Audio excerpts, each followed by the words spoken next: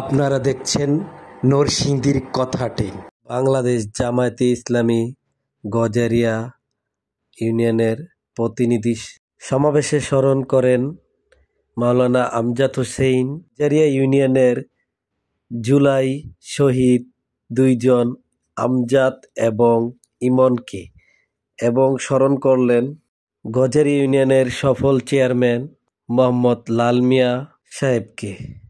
নিজ বাড়ি জয়পুরা গ্রামে মসজিদের ঈদগাহ মাঠে স্মরণ করেন জামায়াতের জেলা সেক্রেটারি মাওলানা আমজাদ হোসেন, পলাশ উপজেলা জামায়াত ইসলামের সম্মানিত সেক্রেটারি মাওলানা মাসুদ করিম, ইউনিয়নের সম্মানিত আমির, ভারপ্রাপ্ত আমির, প্রিয় ভাই কাউসার আহমেদ সহ নেতৃবৃন্দ, এলাকাবাসী, প্রান্তীয় উপস্থিতি, কেমন আছেন আপনারা?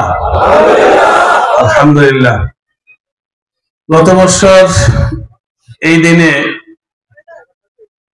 বিপ্লবের তরতাজা দিনগুলো আমরা উদযাপন করছিলাম, ঠিক না? আজকের এই দিনে গত বছর আমরা যেভাবে উদযাপন করছি ঠিক এইভাবে আমাদের অবস্থাটা নাই। তারপরেও গভীর শ্রদ্ধার সাথে স্মরণ করছি গর্ভবতী গজারিয়া ইউনিয়নের দুইজন শহীদকে, যারা 24-এর বিপ্লবে শাহাদাত বরণ করে আমাদেরকে যেমন ঋণে আবদ্ধ করেছেন, গজারিয়াবাসীও ধন্য হয়েছে। শহীদ আমজাদ এবং ইমন দুজনেই আপনাদের গজারিয়া ইউনিয়নের, একজন হলেন দরিচর, আরেকজন হলেন রামপুর। স্মরণ করছি আমাদের আহত জুলাই যোদ্ধাদেরকে, যাদের ত্যাগ আমাদের আগামী দিনের লাইট হাউস হিসেবে কাজ করবে।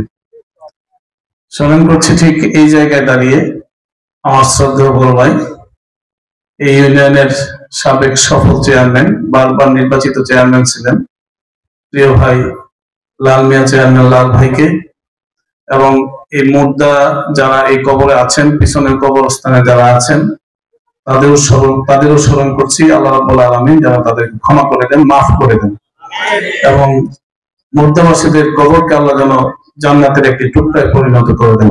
আমিন।